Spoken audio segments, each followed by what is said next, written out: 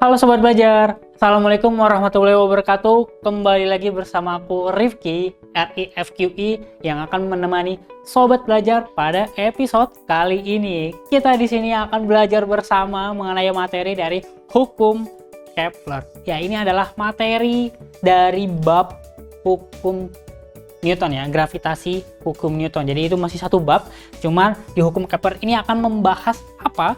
Setelah kita membahas gaya interaksi tarik-menarik, gaya gravitasi antara dua benda yang bermassa, sekarang bagaimana ketika dua benda itu mengorbit? Ya, bumi dan bulan saling tarik-menarik mempunyai gaya gravitasi, tapi kan bulan juga mengorbit ya. Ya, itu kita akan bahas di hukum Kepler. Nah, ketika suatu benda angkasa mengorbit sesuatu, maka kita akan kenal istilah dengan perihelium dan juga aphelium. Nah, apa yang terjadi ketika benda angkasa itu pada kondisi perihelium dan juga aphelium? Nah, apa sih dua kata itu? Perihelium dan aphelium itu apa? Oke, jadi perihelium adalah titik orbit di mana benda angkasa itu berada paling dekat dengan pusat putarnya. Atau kalau misalkan suatu benda, misalnya bumi nih, bumi mengorbit matahari, maka perihelium adalah titik di mana ia terdekat dengan matahari. Sebaliknya, ketika aphelium itu adalah titik di mana benda angkasa yang mengorbit matahari berada pada titik yang terjauhnya. Kok bisa sih ada titik terdekat sama titik terjauh? Ya, karena bentuk orbitnya itu ternyata tidak lingkar sempurna, melainkan bentuknya elips. Nah, apa yang terjadi ketika dua kondisi tersebut? Pada kondisi perihelium, dia kan jaraknya lebih dekat dengan matahari. Tapi ingat, walaupun dia lebih dekat, perbedaan antara terdekat dan yang terjauh tidak lebih dari 5 juta kilometer. Pada yang terdekat, jarak dari bumi ke matahari 147 juta kilometer. Pada yang terjauh, 152 juta kilometer. 147 juta, 152 juta, bedanya cuma 5 juta kilometer. Tidak terlalu signifikan jauh, sehingga kita tidak bisa langsung katakan bahwa pada titik terdekat suhu di bumi lebih panas ketimbang pada titik yang terjauh. Tidak bisa, karena skalanya udah ratusan juta ketimbang 5 jutaan. Oke, jadi apa yang terjadi? Oke, ketika bumi berada pada kondisi perihelium, jarak yang terdekat, belahan bumi selatan itu lebih banyak terkena oleh sinar matahari. Karena apa? Karena bumi sejatinya dia miring ya. Miring sekitar 22 sampai 23 derajat dari garis lurusnya. Jadi dia miring. Jadi ketika pada perihelium jarak terdekat atau di bulan Januari, belahan bumi selatan lebih banyak terpapar matahari. Akibatnya apa? Karena lautan itu air ya, tidak mudah panas, maka suhu permukaan di bumi jadi lebih dingin. Oleh karena itu, ada musim dingin di bulan Januari. Pada di aphelium, ada jarak di mana titik terjauh, tetapi belahan bumi utara dari bumi itu lebih banyak terpapar sinar matahari.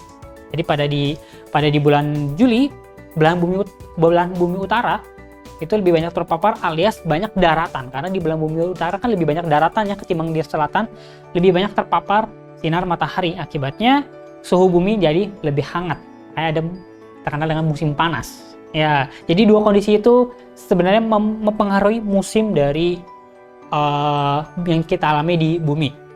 Tidak terlalu jauh berbeda, tidak terlalu membuat perubahan suhu di bumi itu berubah signifikan karena jaraknya, tetapi karena posisi dari kemiringan bumi itu sendiri. Oke, kenapa sih dari tadi kita ngomong kenapa dia bisa bentuknya elips ya? Itu belum terjawab. Nanti kita akan jawab di episode kali ini. Nah, Sobat Belajar jangan kemana-mana. Kita akan gali lebih dalam mengenai orbit dari benda angkasa yang bentuknya elips ini di hukum Kepler. Ingat, karena belajar sekarang mudah, ayo belajar! Jangan lupa belajar, karena sekarang belajar itu mudah. Ayo belajar! Halo Sobat Belajar, yuk sekarang kita masuk ke materinya. Di hukum Kepler ini masih masuk dalam bab dari hukum gravitasi Newton. Di hukum gravitasi Newton, kita sudah membahas hukum gravitasi itu sendiri ya. Di hukum gravitasi itu ada kita kenal dengan gaya gravitasi, di mana gaya tarik-menarik antara dua benda yang bermassa, khususnya massa yang masif seperti bumi, seperti planet ya, dan juga medan gravitasi. Ya, medan gravitasi itu di mana daerah medan ketika suatu benda ada di situ, maka dia akan mengalami gaya gravitasi oleh pembuat medannya. Oke. Selanjutnya hukum Kepler. Hukum Kepler ini ada 3 hukum, ada hukum Kepler 1, 2, dan juga hukum Kepler 3. Sekarang kita bahas dulu hukum Kepler itu apa. Yang pertama, kita mulai dari yang pertama. Oke, hukum Kepler 1. Hukum Kepler 1 berbunyi sebagai berikut. Hukum Kepler 1, setiap planet yang bergerak mengitari matahari dengan lintasan berbentuk elips. Dan matahari berada pada salah satu titik fokus elips. Jadi, di hukum Kepler ini mengatakan bahwa orbit planet, orbit benda angkasa yang mengitari matahari itu bentuknya elips. Tidak hanya matahari, bintang tertentu, bintang lain yang memiliki planet yang mengitarinya bentuknya elips. Dengan matahari atau bintang itu berada di salah satu titik fokus elips. Jadi kalau kita sobat belajar matematika mengenai bab kelengkungan kayak ini atau elips ya. Ya, jadi ini yang terlihat dari gambarnya ya. Oke, ada titik fokus. Kita tahu elips itu ada 2 titik fokus, F1 sama F2, dengan matahari berada di salah satu titiknya. Nah, dengan kondisi seperti ini, maka kita tahu ya, ada perihelium sama aphelium yang tadi kita bahas di awal. Titik terdekat berarti pada di titik A, titik terjauh dari matahari adalah pada titik B. Itu hukum Kepler yang pertama. Sekarang kita mulai dari hukum Kepler yang kedua.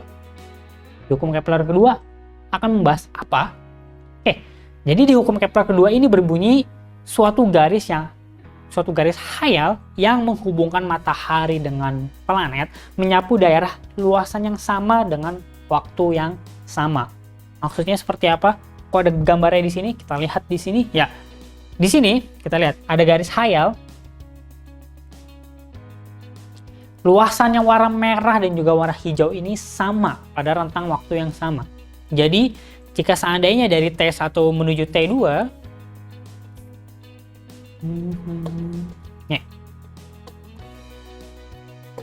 pada T1 dan juga T2, misalkan ini berjarak 30 hari gitu ya misalkan.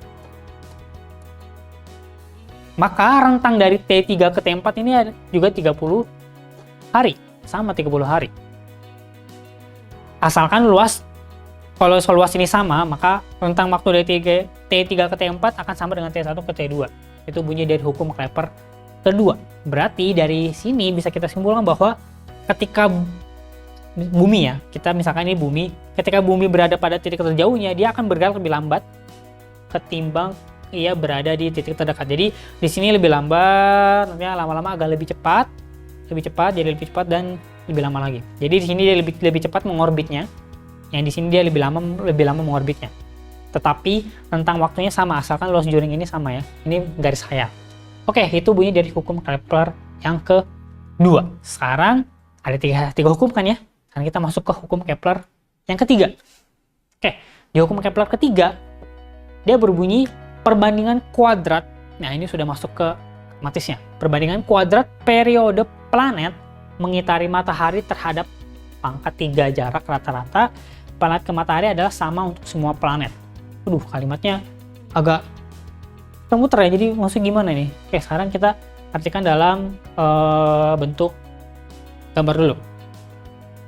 Langsung aja deh, kita ke bentuk matematisnya ya. Oke, jadi secara matematis, ingat, perbandingan kuadrat periode mengitari, jadi periode T di sini adalah periode bumi mengitari satu putaran penuh terhadap matahari, akan dibandingkan dengan R pangkat 3, jarak dari planet ke matahari pangkat 3, itu akan sama untuk semua planet. Jadi maksudnya T2 pangkat R dibagi R pangkat 3 itu konstan untuk semua planet. Jadi ini dan ini untuk sama untuk semua planet. Jadi kalau kita tulisan seperti ini, T1 kuadrat dibagi R1 pangkat 3 sama dengan R2 pangkat 2 dibagi dengan R2 pangkat 3. Jadi untuk sama untuk semua planet. Jadi misalkan yang kiri ini adalah bumi gitu ya. Yang ini misalkan adalah Jupiter. Ini sama dia nilainya. Perbandingannya sama. Konstan. Itu bunyi dari hukum Kepler ketiga. Jadi kalau misalkan kita tahu nih jarak dari matahari ke bumi. Kita tahu jaraknya, kita tahu periode bumi ya kan. Periode bumi kan kita anggapnya 1 tahun ya. Karena kita bisa tahu nih bagaimana periode matahari terhadap Jupiter. 1 tahunnya Jupiter tuh berapa tahunnya di bumi. Kita bisa tahu dari persamaan hukum Kepler ketiga ini. Mudah kan sekali ya? Oke, sekarang kita coba yuk pakai ke kasus yang kita punya di sini. Supaya kita lebih paham dalam menggunakan ini ya. Oke, di soal nomor 1 yang kita punya di depan ini, kita lihat. Kita ada 2 planet, planet A dan juga planet B masing-masing berjarak rata-rata P dan Q. Oke, kita gambar ya. Biar kita lebih enak. Misalkan di sini adalah misalkan ini mataharinya ya. Ya, anggap itu matahari, kemudian ada planet A sama planet B. Ini misalkan planet A. Ini planet A, dia mengorbit. Kemudian ada planet B. Misalkan planet B-nya di sini. Dia lebih, anggaplah dia lebih jauh lah. Oke. Ini ya, orbitnya ya. Oke. Jarak dari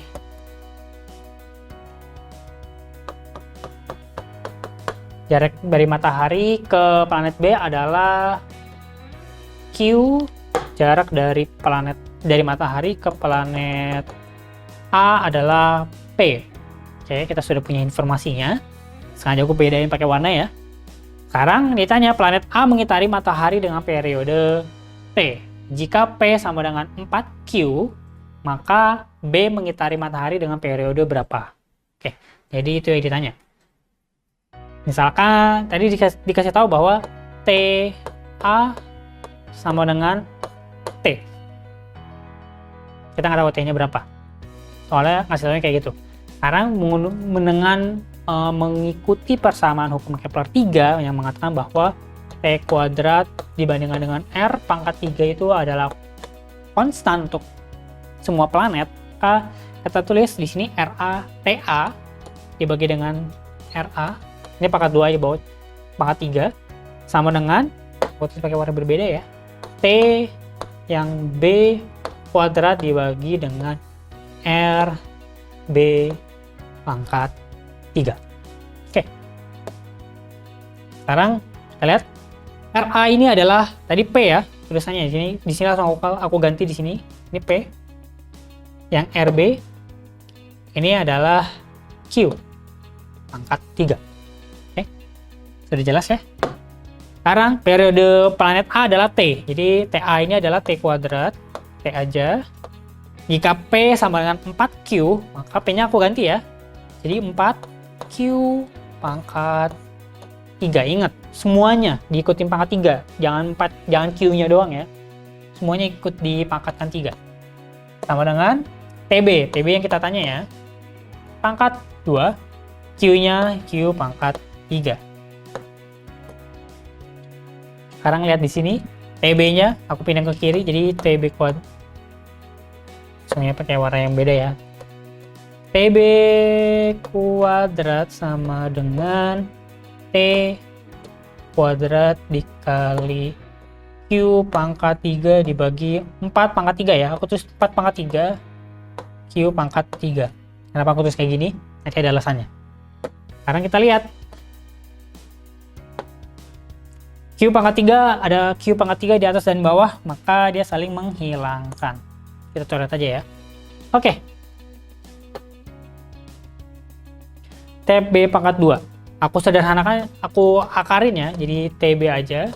Maka T kuadrat jadi T aja dikali dengan 1/4 3/2. Pangkat 3/2. Oke. Karena biar gampang, kita pangkatkan 2 dulu. 1/2 ya. P dipangkat 1/2. Jadi akar 4. Akar 4 berapa? Akar 4 itu 2 ya. Jadi T dikali 1/2 pangkat 3. T 1/2/3 berarti 1/8 T. Ya.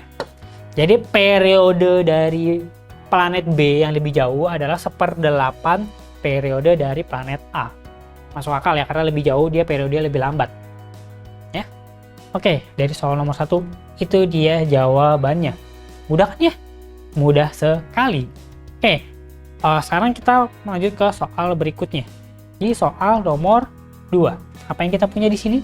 Oke, jadi di planet A ini, di soal nomor 2, planet A memiliki jarak orbit ke matahari yang diperkirakan sama dengan 4 kali jarak orbit ke planet B ke matahari. Jadi misalkan tadi ada gambar lagi. Nah, ini merah ini adalah matahari misalkan. Kemudian yang biru ini adalah planet A. Hijau ini adalah planet B. Sekarang tunggu, planet A memiliki jarak orbit yang 4 kali jarak. Oh iya, jadi ini kebalik.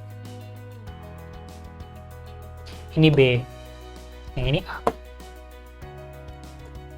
Oke, jadi jarak matahari, misalkan dari jarak matahari ke planet B, misalkan aku tulis X, ya. Kemudian jarak dari matahari ke planet A adalah 4 kali planet B ke matahari. Jadi ini adalah 4X. Benar ya? Nih, planet A memiliki jarak orbit ke matahari yang diperkirakan sama dengan 4 kali jarak orbit ke planet B. Jadi ini X, ini 4X. Simpel kan ya? Oke. Periode revolusi planet B mengelilingi matahari adalah 2 tahun. Periode revolusi planet B 2 tahun. Berarti TB sama dengan 2. Aku tulis 2 aja ya. 2 tahun. Oke, 2 tahun. Yang ditanya adalah berapakah periode planet A mengelilingi matahari? Yang ditanya adalah TA. Sama dengan berapa tahun? Itu yang ditanya di soal nomor 2. Oke, sekarang kita gunakan persamaan formula yang tadi. Formula dari hukum Kepler 3, TA pangkat 2 dibagi dengan RA pangkat 3 sama dengan konstan, berarti sama aja kayak TB pangkat 2 dibagi dengan RB pangkat 3. Oke.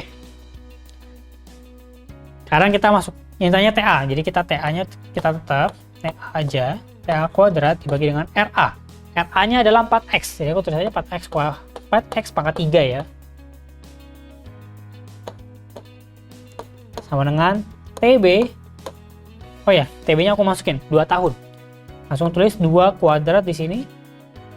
2 kuadrat dibagi RB pangkat 3. RB-nya X ya. Jadi X pangkat 3. Deal? Deal. Sekarang TA kuadrat sama dengan 2 pangkat 2 dikali dengan 4 pangkat 3. 4 pangkat 3 X pangkat 3 dibagi dengan X pangkat 3. Oke, dia saling menghilangkan di sini. X-nya ya, X-nya saling menghilangkan. Oke. Clear ya sampai sini ya. Dah, ini mirip sekali kayaknya sama yang tadi. Sekarang TA sama dengan 2 dikali 4 pangkat 3/2. Aduh, ini agak mepet. Aku tulis lagi, aku agak ke bawah. TA sama dengan 2 dikali 4 pangkat 3/2. Ya, kita tahu tadi 4 diakarkan 2 diakarkan setengah. 4 diakarkan setengah itu berarti akar 4 ya. Akar 4 berarti 2 pangkat 3 8. Jadi kita dapat TA periode planet A adalah 2 dikali 2 pangkat 3 8 sama dengan 16 tahun. Jadi periode planet A ini mengelilingi matahari adalah selama 16 tahun. Oke. Jadi logika kita sudah benar ya. Jadi untuk nentuin benar atau enggak jawaban kita, coba kita gambar. Kalau yang lebih jauh itu revolusinya mengelilingi matahari, periodenya itu lebih lama daripada yang jarak planet yang lebih dekat. Oke, itu soal nomor 2. Wah, senang sekali kita bisa ngelewatin 2 soal. Sekarang kita masuk ke persamaan berikutnya. Ke soal berikutnya, di soal nomor 3 kita punya apa? Kita punya table di sini. Oke, jadi kita diminta isi, ini kayaknya ada titik-titik ya. Coba kita baca, data fisis dari masing-masing planet A dan juga planet B dan juga planet bumi terhadap matahari ditunjukkan pada tabel berikut. Nih ada yang titik-titik, yang titik-titik ini apa? Periodenya. Oke, jadi ini caranya ya, misalkan kita tahu planet A, masanya sekian, jari-jari sekian, periodenya berapa? Kita bandingkan dengan data yang kita alami sendiri, yaitu planet bumi. Tentu ya kan kita tinggal di bumi ya, jadi kita tahu ya periode bumi berapa, jari-jari bumi berapa. Oke, sekarang ini bukan jari-jari bumi ya, ini jari-jari orbit ya, ini jari-jari orbit bukan jari-jari bumi. Oke, sekarang kita dikasih tahu informasi tambahan yaitu massa. Perlu kita pakai nggak? Coba kita tulis lagi persamaannya, T kuadrat, aku tulis di sini dari atas, T kuadrat dibandingkan dengan R pangkat 3 itu adalah konstan. T, konstan ya. Berarti kita pakai nanti T2 per R pangkat 3 yang planet A dibandingkan dengan yang bumi, nanti kita dapat berapa, kemudian kita bandingkan dengan yang planet B. Yuk, sekarang kita hitung yang planet A dulu. Ya, aku tulis di yang mana ya? A ya. Sini deh. Dan kita lihat yang planet A, T pangkat 2.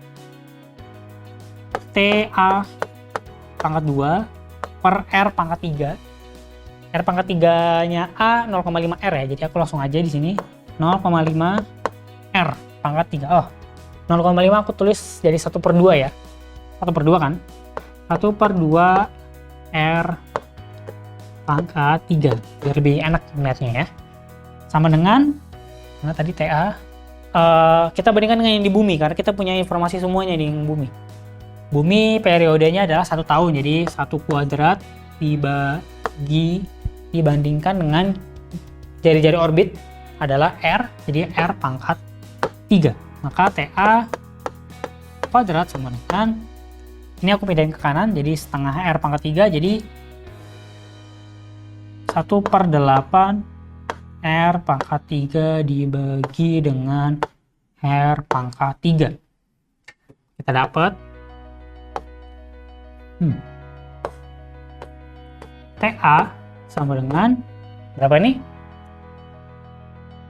R pangkat 3 saling menghilangkannya, jadi langsung 1/8. T kuadratnya aku hilangin, aku pindah ke kanan jadi akar, ini berarti akar.